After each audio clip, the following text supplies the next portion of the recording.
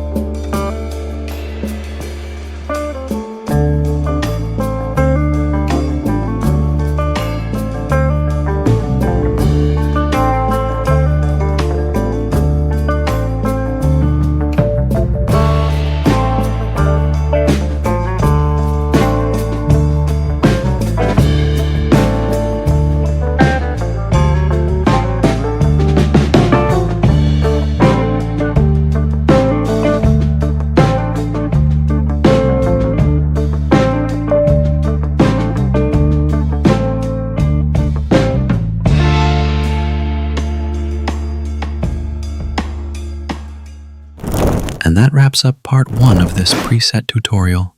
I hope you enjoyed the mix of football and movie vibes, because this is just the beginning. Part 2 is going to be even cleaner, even more cinematic, so make sure you don't miss it. Drop a like if this helped, comment your thoughts, and of course, subscribe so you're always ready for the next level edit. See you in the next one.